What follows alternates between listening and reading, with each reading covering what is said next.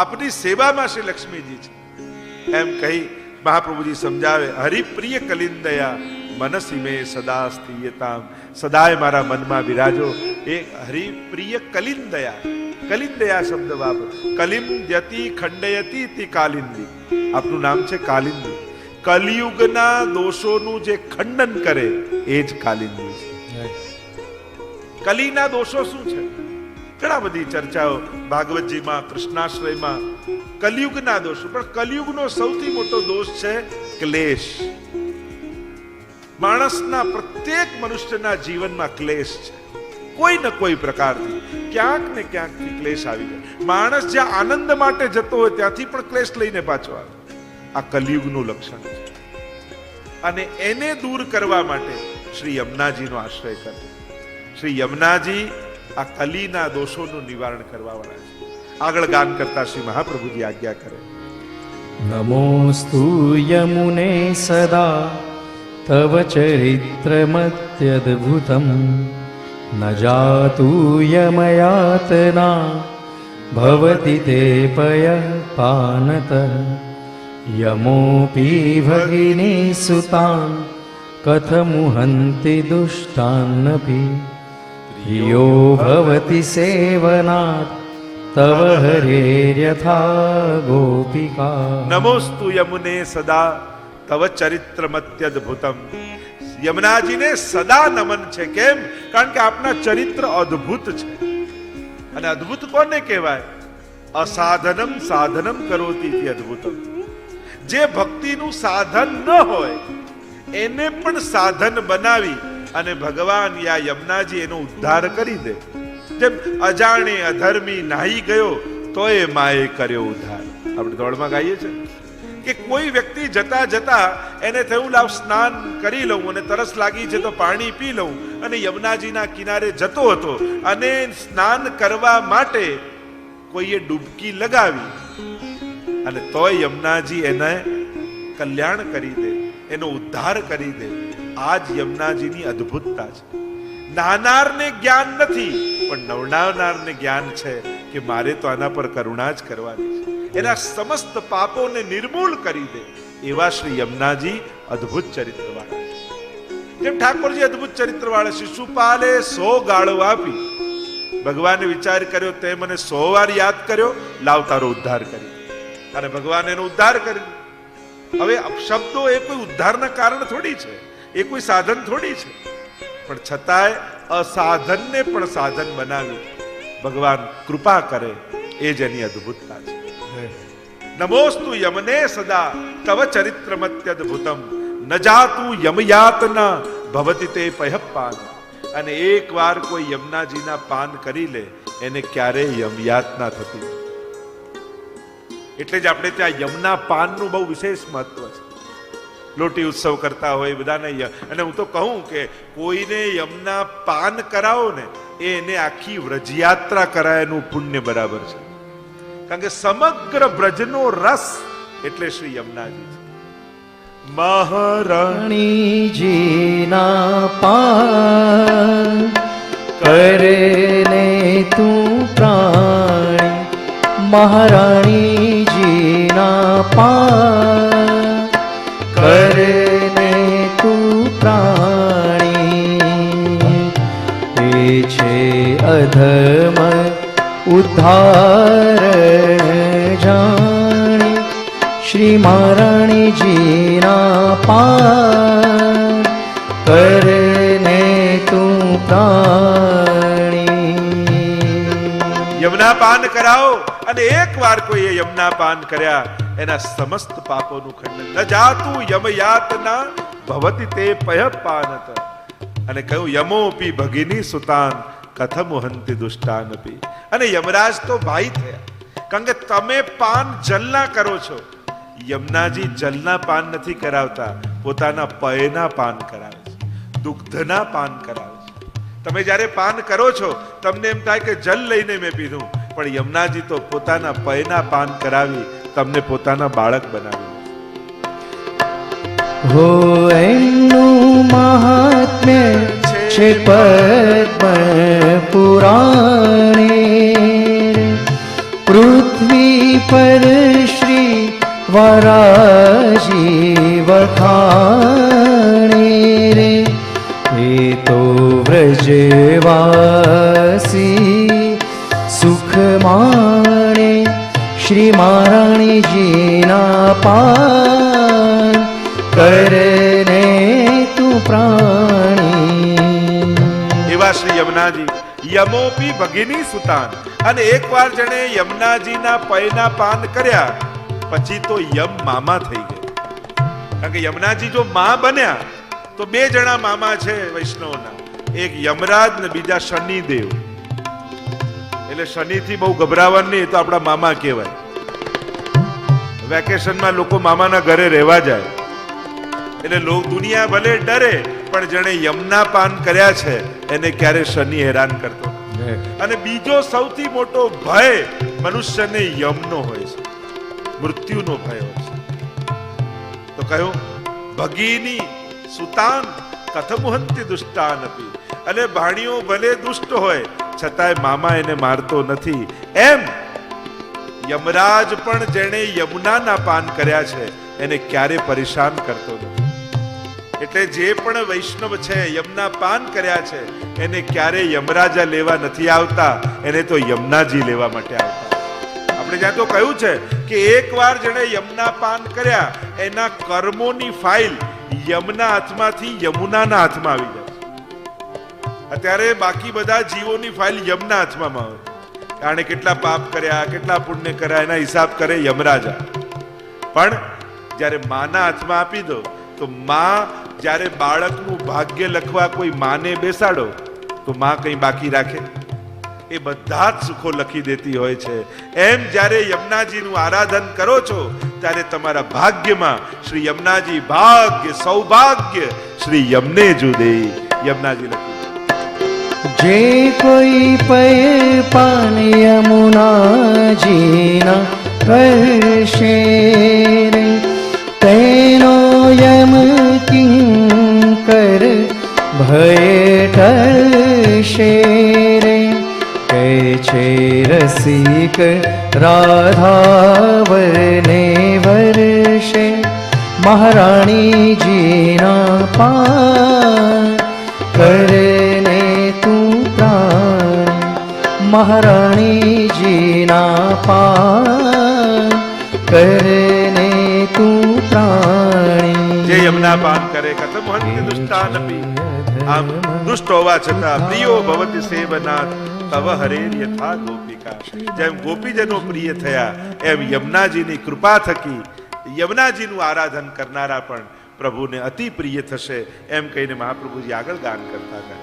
મમાસ્તુ તવ સન્નિધો તનુનવત્વમે તાવતા, ન દુર્લભત મારતે મુરરિપૌ મુકુંદ પ્રિયે.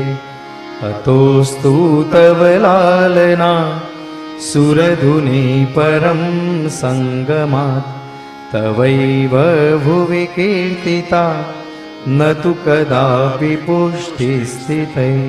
મમાસ્તુ તવ સન્નિધૌ તનુનવત્વ. શ્રી યમુનાજી તનુનવત્વનું દાન કરે છે. કારણ કે આ લૌકિક દેહથી ભગવદ લીલાનો અનુભવ થઈ શકતો નથી. પણ જ્યારે યમુનાજીના આરાધન કરો છો ત્યારે એવા અલૌકિક દેહનું દાન શ્રી યમુનાજી કરે કે એ જે દેહથી સાક્ષાત ભગવદ રસાનુભવ થઈ શકે, સાક્ષાત ઠાકોરજીની લીલાનો અનુભવ થઈ શકે, સાક્ષાત ભગવદ લીલાના દર્શન થઈ શકે, એવા અલૌકિક દેહનું દાન શ્રી યમુનાજી કરતા. એવા શ્રી યમુનાજીનું ગાન કરી આગળ શ્રી મહાપ્રભુજી યમુનાષ્ટકનું ગાન કરતા આજ્ઞા કરે. સ્તુતિં તવ કરોતિ કહ કમલજાસ પત્ની પ્રિયે, હરેર્યદનુ સેવયા ભવતિ સૌખ્યમા મોક્ષત. યમ તવ કથાધિકા સકલ ગોપિકા સંગમ, સ્મરશ્રમ જલાણુભિ સકલ ગાત્ર જય સંગમ. સ્તુતિમ તવ કરોતિ કહ. તમારી સ્તુતિ કોણ કરી શકે? કારણ કે જીવ તો અસમર્થ છે અને અસમર્થ જીવ સર્વ સમર્થ એવા શ્રી યમુનાજીના ગુણગાન કઈ રીતે કરી શકે? કમલજાસ પત્ની પ્રિય, અને કહ્યું હરેર્યદનુ સેવયા ભવતી સૌખ્યમાં મોક્ષત યમ તવ કથાધિકા સકલ ગોપિકા સ્મર શ્રમ જલાણુભી સકલ ગાત્ર જય. તમે યમુનાજીના એકવાર પાન કરો ને ત્યારે તમારા રૂવાડે રૂવાડે પ્રભુના એ ભગવદ રસ સાથે સર્વાંગ સંબંધ થાય છે. સ્મર શ્રમ જલાણુભી, કારણ કે નિત્ય રોજ ઠાકોરજી રાસ કરી અને રાસ કરીને શ્રમિત થાય એટલે પ્રભુના મસ્તક પર શ્રમ બિંદુ આવે, શ્રમકણ આવે. પણ પ્રભુમાં તો રસ સિવાય બીજું કાંઈ નથી, એટલે એ જ ભગવદ રસ શ્રમબિંદુ બનીને પ્રભુના મસ્તક પર આવે. આપણે તો યમુનાજીનું સ્વરૂપ શું કહીએ છીએ કે રાસ સમયે પ્રભુના મસ્તક પર પ્રગટેલો ભગવદ રસ એ આગળ વહ્યો, નયનામૃતમાં ભળ્યો, કાજળમાં ભળ્યો, આગળ ગયો. પ્રભુએ બીડું આરોગ્યું હતું, એ પીક ભળી અધરામૃતમાં ભળ્યો, આગળ વહ્યો અને પ્રભુના ચરણામૃતમાં ભળીને જે વહ્યો એ જ શ્રી યમુનાજીનું સ્વરૂપ છે. એટલે કે યમુનાજીમાં પ્રભુના સર્વ અમૃતો બિરાજમાન છે. સુરત શ્રમ બિંદુસી સિંધુસી બહી ચલી, આ બિંદુ સિંધુ બનીને વયો એ જ શ્રી યમુનાજી છે. તો રોજ ઠાકોરજી રાસમાં આ શ્રમકણ પધરાવે છે, અને એટલે યમુનાજીના જ્યારે પાન કરો છો ત્યારે એ પાનની સાથે ભગવદ રસ પણ તમારી ભીતર પ્રવેશ કરે છે, અને તમારા રોમ રોમ સાથે સર્વાંગ સંબંધ પ્રભુનો થાય છે. એમ કહીને મહાપ્રભુજી આગળ ગાન કરતા કહે તવાષ્ટકમિદં મુદા પઠતિ શૂરસૂતે સદા સમસ્ત દુરિતક્ષયો ભવતિ વૈ મુકુંદે રતિઃ તયા સકલ સિદ્ધયો મુરરિપુશ્ચ સંતુષ્યતિ સ્વભાવ વિજયો ભવે વદતિ વલ્લભ શ્રી હરે. છેલ્લા શ્લોકમાં મહાપ્રભુજીએ ફલશ્રુતિ બતાવી. તવાષ્ટકમિદં મુદા પઠતિ શૂરસૂતે સદા. અષ્ટકનો પાઠ મુદા આનંદપૂર્વક કરવાથી, પઠતિ શૂરસૂતે સદા, સદાય પાઠ આનો કરે. ઘણી વાર લોકોને એવી ભ્રમણા પણ હોય, રાતના યમનાષ્ટક કરાય, સાંજે યમનાષ્ટક કરાય, સવારે કરાય, યમુનાજીને શ્રમ પડે, એવું કાંઈ. પઠતિ શૂરસૂતે સદા, આ સદા પાઠ કરવાનું કહ્યું છે. 5 ફલ યમનાષ્ટકના બતાવ્યા. તવાષ્ટકમિદં મુદા પઠતિ શૂરસૂતે સદા. પહેલું ફલ સમસ્ત દુરિતક્ષયો. યમનાષ્ટક કરવાથી શું થશે? પહેલું ફલ બધા પાપો નિવૃત્ત થઈ જશે. દુરિતક્ષય, જો પાપમાંથી જીવ પોતે મુક્ત નથી થઈ શકતો. શાસ્ત્રોમાં અનેક પ્રકારના પાપ અને પ્રાયશ્ચિત બતાવ્યા છે. આ પાપનું આ પ્રાયશ્ચિત, આ પાપનું આ પ્રાયશ્ચિત, આ પાપનું આ પ્રાય. દરેક પાપના પ્રાયશ્ચિતો પણ જુદા છે. જુદા જુદા શાસ્ત્રોમાં અનેક પ્રકારના પ્રાયશ્ચિતો બતાવે છે. પણ કોઈ એવો પ્રશ્ન કરે કે આ બધા જ પાપોનું કોઈ એક પ્રાયશ્ચિત હોઈ શકે? તો કે હા, એક યમનાષ્ટક કરશો ને તો સમસ્ત પાપોનું આ એક પ્રાયશ્ચિત છે કે એક યમનાષ્ટક કરવા માત્રથી જીવનના સમસ્ત પાપો નિર્મૂલ થઈ જશે. સમસ્ત દુરિતક્ષય, બધા જ પાપોનો નાશ. કોઈ કે એક યમનાષ્ટકથી બધા આટલા બધા પાપો ક્ષય પામ્યા? કોઈ ઓરડો 100 વર્ષથી બંધ હોય ને અંધારું હોય, 100 વર્ષનું અંધારું, અને કોઈ પૂછે કે આ 100 વર્ષનું અંધારું દૂર કરવા માટે કેટલો સમય લાગે? 50 વર્ષ, 25 વર્ષ, 10 વર્ષ? કે ના, એક દિવાસળી પ્રગટાવો ને 1 સેકન્ડમાં 100 વર્ષનું અંધારું ગાયબ. એમ જ એક દિલથી, હૃદયથી યમનાષ્ટકનો પાઠ કરો અને અનંત જન્મોના પાપ ખાક થઈ જશે, સમાપ્ત થઈ જશે. પાપ કરવામાં વાર લાગે છે, પાપ છોડવામાં વાર નથી. એટલે જ કહ્યું ને કે આ વિપુલ ઝરણું સ્વર્ગથી ઉતર્યું છે અને પાપી એમાં ડૂબકી દઈને પુણ્યશાળી બન્યો છે. હા પછતાવો વિપુલ ઝરણું, સાહિત્યકારો કહે છે. એમ જ અનંત પાપો છે, મુક્ત કરવાનો એક ઉપાય श्री यमुना जी नो आश्रम। देखो जाको नाम यमुना है वहां यम ना है, ત્યાં યમ આવતો નથી, જ્યાં યમુના છે. અને એટલા માટે કારણ કે પાપ નડે ક્યાં? કૃપાના આડે પાપ આવી શકતા નથી, પણ હા આપણા સાધનોના આડે આપણા પાપ આવી શકે. ઠાકોરજી તો કૃપા કરવા બેઠા હોય એટલે કૃપા માર્ગ એને જ કહેવાય કે જ્યાં ભગવાન કાળ, કર્મ અને સ્વભાવ આ ત્રણેયનું અતિક્રમણ કરી, ઓળંગી અને જીવનો સ્વીકાર કરી લે એને જ કૃપા કહેવાય. તો પાપના, કૃપાના આડે પાપ નથી આવતા, પણ આપણા સાધનોના આડે જરૂર આવે. તમે નક્કી કર્યું હોય આ અધિક મહિનો છે ને, આ અધિક મહિનામાં આખો મહિનો ઠાકોરજીને સખડી ભોગ ધરવા છે. યા તમે એમ નક્કી કરો આ અધિક મહિનો છે ને રોજ યમનાષ્ટક 9 યમનાષ્ટક કરીશ. 2 દિવસ બહુ સારું ચાલે, અને પછી ત્રીજા દિવસે ઓ આજે તો અહીંયા તો જવું જ પડશે, એમ કાલે 18 કરી લઉં એટલે 9 થઈ જાય. અને પછી ગુણાકાર ચાલ્યા જ કરે પણ પૂરા ન થાય. ત્યારે માનવું મને મારા અપરાધ નડે. નક્કી કર્યું હોય કે ચલો એમ તો સેવા નથી કરતો પણ અધિક મહિનો છે તો રોજ ઠાકોરજીની જારી ભરીશ. હજી અધિક મહિનામાં થોડા દિવસ બાકી છે, જે ભાઈઓને નિયમ લેવો હોય તો લઈ શકે. રોજ જારી ભરીશ. 2 દિવસ બહુ સારું ચાલે, અને જે દિવસે તમારી સેવા પડે ત્યારે કારણ બીજું કોઈ નથી. આપણે શું બીજાને માથે ઢોળી દઈએ, આ પેલાને ત્યાં જવું પડ્યું કે પેલો આવી ગયો કે અહીંયા જવું હતું. બીજું કોઈ કારણ હોતું નથી. હંમેશા એમ વિચારું મને મારા અપરાધ નડ્યા, મને મારા પાપ નડ્યા. કારણ કે લોકો તો નિમિત્ત બનતા હોય છે, પ્રેરણા તો આપણા પાપ જ આપતા હોય છે. એટલે હંમેશા જ્યાં સુધી આપણે બીજાને જવાબદાર માનતા રહીશું ને ત્યાં સુધી આપણે છટકતા રહીશું. જે દિવસે આપણે પોતાની જાતને જવાબદાર ગણીશું ને એ આપણા દુઃખના કે પાપના કે આપણા પુણ્યથી ન કરી શકવાના કારણરૂપ હું પોતે જ છું, એ દિવસે પરિવર્તનની શરૂઆત થઈ જશે. એટલે જ્યારે કાંઈ પણ ન થાય, ભલે કોઈ વ્યક્તિ, સંજોગ, કોઈ કારણ બન્યું હોય, પણ ક્યારે સામેવાળા પર આરોપણ નહીં કરવું, પોતાને જ કારણ માનવું. મારા જ કોઈ દોષ હશે કે હું ન કરી શકું. તો સમસ્ત દુરિતક્ષયો. બીજું ભવતી વય મુકુંદે રતિ, પ્રભુમાં પરમ પ્રેમ પ્રગટાવે યમુનાજી.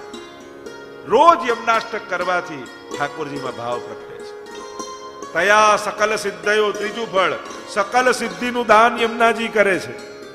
અને સકલ સિદ્ધિઓની વાત જે મેં ગઈકાલે કરી, 4 સંયોગાત્મક સિદ્ધિ, 4 વિપ્રયોગાત્મક સિદ્ધિ, સાક્ષાત ભગવત દર્શન, સાક્ષાત લીલામાં પ્રવેશ, સાક્ષાત લીલા રસનો અનુભવ, આ જે સિદ્ધિઓ છે એ યમુનાજી દાન કરે.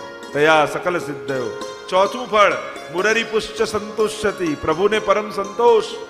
અને 5મું ફળ સ્વભાવ વિજયો ભવેત, સ્વભાવ ઉપર વિજય યમુનાજી આપે. કારણ કે માણસને બીજા ઓછા નડે, પોતે જ વધારે પોતાને નડતો હોય છે. માણસ ઓફિસમાં 100 જણાને કંટ્રોલ કરી લેતો હોય, પણ એ બોસને પોતાના ઉપર કંટ્રોલ ના હોય, સ્વભાવને. એટલે જ એકાદશ સ્કંદમાં ઉદ્ધવ ભગવાનના સંવાદમાં સુંદર વાત આવી. કિમ શૌર્ય. શૌર્ય કોને કહેવાય? તો કે સ્વભાવ વિજય શૌર્ય. બીજાને જીતવા બહુ સહેલા છે, પણ આ જાતને જીતવી બહુ અઘરી છે. યમુનાજી સ્વભાવ ઉપર વિજય આપે. અને ટીકામાં આચાર્યોએ કહ્યું કેવલ જીવનો જ સ્વભાવ નથી બદલતા, ભગવાનનો પણ સ્વભાવ બદલી દે. કે ભગવાનનો કઈ રીતે? કે પ્રભુનો સ્વભાવ કેવો છે? મુક્તિ આપવામાં ભગવાન બહુ ઉદાર છે, પણ ભક્તિ આપવામાં બહુ કંજૂસ છે. પ્રભુ જલ્દી ભક્તિ ના આપે. કારણ કે મુક્તિ આપે ને તો કે તું છૂટો તો તારાથી હું છૂટો, પણ ભક્તિ આપે તો શ્યામ લગ્યો સંગ ડોલેરી માઈ, ભક્ત કરુણામય વિરહ કાતર કરુણામય ડોલત પાછે લાગે. ભક્તિ સૂત્રોપનદ્ધ. જેને ભક્તિનું દાન કરે તો ઠાકોરજી એની પાછળ જવું પડે. કારણ કે યોગ ક્ષેમમ મહામ્યહમ, ગીતાજીના ભગવાનના વચન છે કે જે અનન્ય ભાવે મને ભજે છે એનું યોગ અને ક્ષેમ હું કરી આપું. એટલે પછી તો પ્રભુએ એને આધીન થઈ જવું. એટલે પ્રભુ જલ્દી ભક્તિ નથી આપતા, પણ જે યમનાષ્ટકનો પાઠ કરે છે ઠાકોરજી એને ભક્તિનું દાન કરવા. સ્વભાવ વિજયો ભવેત વદતિ વલ્લભ શ્રી હરે. એ શ્રી વલ્લભ શ્રી મહાપ્રભુજી સાક્ષાત વદના અવતાર પ્રભુના મુખારવિંદનું રૂપ એવા શ્રી વલ્લભ આ કહી રહ્યા છે. અને જ્યારે ભગવત મુખારવિંદ પોતે કહેતું હોય તો એ વાત ક્યારે, એ વાણી ક્યારે અસત્ય ન હોય, એ નિશ્ચિત સત્ય થાય છે. અને આમ કહી યમનાષ્ટકને વિરામ આપીએ. બોલો શ્યામ સુંદર શ્રી યમુને મહારાણી કી જય, ગુસાઈજી પરમ દયાલ કી જય, વલ્લભાધીશ કી જય. યમનાષ્ટકમાં બિરાજમાન યમુનાજીને વંદન કરી બીજો ગ્રંથ જેનું પારાયણ આપણે કર્યું બાલબોધમાં પ્રવેશ કરી. આવ પહેલો શ્લોક બધા સાથે ગાઈ અને પછી બાલબોધમાં રસ દર્શન કર્યું. નત્વા હરિમ સદાનંદમ સર્વસિદ્ધાંત સંગ્રહમ બાલ પ્રબોધનાર્થાય વદામિ સુવિનિશ્ચિતમ. તમે ગ્રંથમાંથી બાલબોધ કાઢી શકો છો, કારણ કે આપણે ગ્રંથમાં એક એક શ્લોકના પાઠ કરીશું. એટલે જ્યારે જ્યારે કથા થાય, જે ગ્રંથ ચાલતો હોય એ ગ્રંથનું તમે સાથે રાખશો, પુસ્તિકા યા એના પત્રો, તો તમે સાથે ગાઈ શકશો. આવો પુનઃ પ્રથમ શ્લોકનું ગાન કરીએ. નત્વા હરિમ સદાનંદમ સર્વસિદ્ધાંત સંગ્રહમ બાલ પ્રબોધનાર્થાય વદામિ સુવિનિશ્ચિતમ. મહાપ્રભુજી આ બીજો ગ્રંથ પણ જો પ્રારંભ કરે છે, જો આ ત્રણેય ગ્રંથોમાં તમે જોશો તો યમનાષ્ટક, બાલબોધ અને સિદ્ધાંત મુક્તાવલી પહેલા નમનથી પ્રારંભ થશે.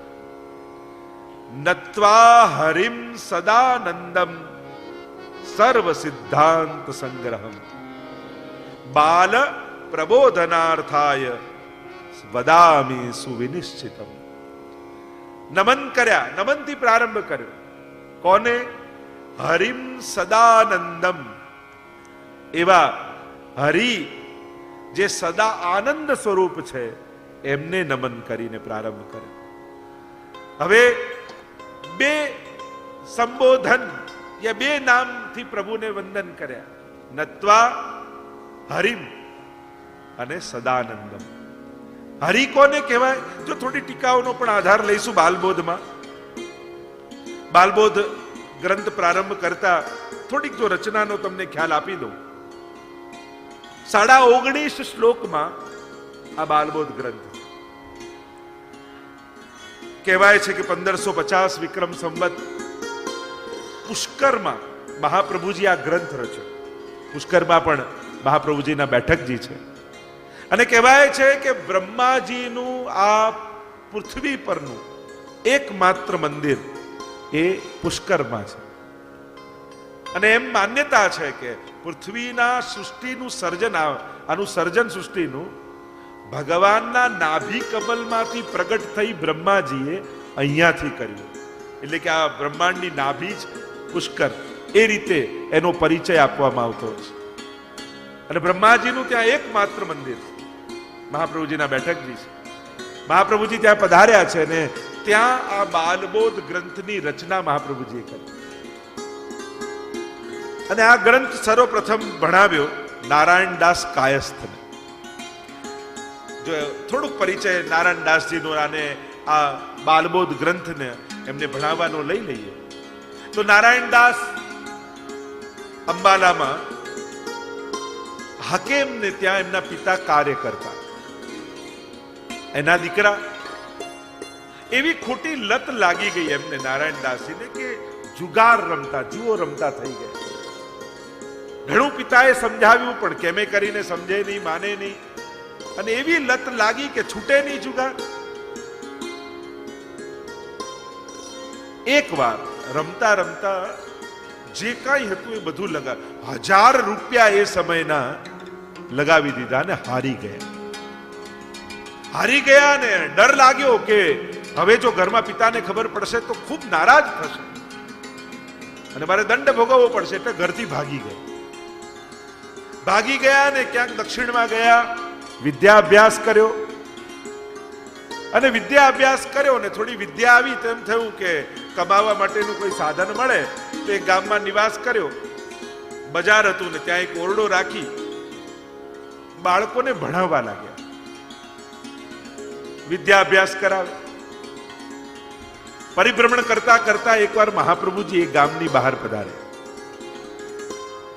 અને નગરની બહાર એક સરોવર હતું ને ત્યાં મહાપ્રભુજીએ મુકામ કર્યો અને પ્રભુની સામગ્રી લેવા માટે કૃષ્ણદાસ મેઘનને મોકલ્યા. અને કૃષ્ણદાસ મેઘન સામગ્રી લેવા માટે બજારમાં ફરી રહ્યા છે અને એમની દ્રષ્ટિ પડી આ નારાયણદાસ. બાળકોને ભણાવે છે પણ એટલો બધો ક્રોધ કરે છે, એટલો બધો ક્રોધ કરીને ભણાવે છે. એટલે કૃષ્ણદાસ મેઘન આવ્યા, કહ્યું નારાયણદાસ આવ્યા નિકટ.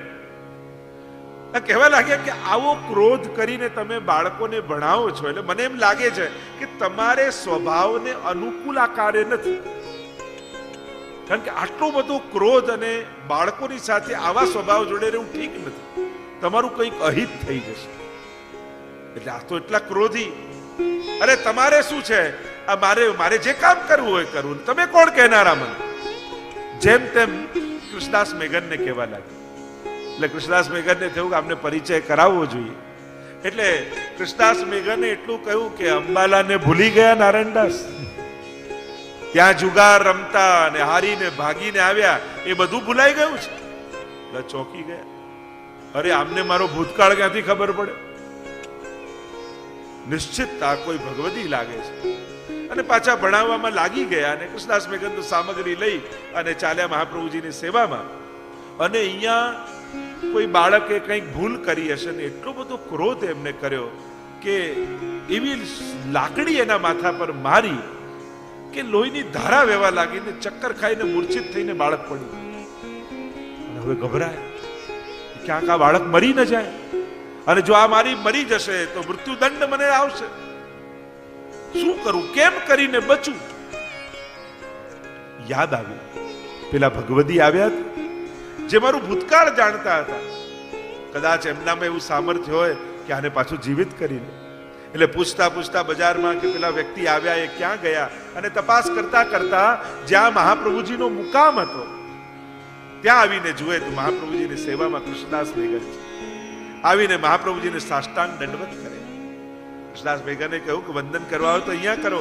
મહાપ્રભુજીને વંદન કર્યા અને વાત કરી, આમ થઈ ગયું છે અને આ રીતે બાળક મૂર્છિત થઈને પડ્યું છે. મહાપ્રભુજીએ મંત્રિત કરીને જલ આપ્યું ને કહ્યું જાઓ બાળક પર છાંટો. મૃત પામેલા બાળક ઉપર મહાપ્રભુજી આપેલું જલ અને જ્યાં છાંટ્યું ત્યાં જીવિત થઈને બાળક ઊભું થઈ ગયું. પ્રસન્ન થઈ ગયા. નારાયણદાસ, ચલો આ એક વિપત્તિ તો ટળી, પણ જે એક સાધારણ વિપત્તિને ટાળી શકે એ મારા ભવની વિપત્તિઓને ટાળી શકે.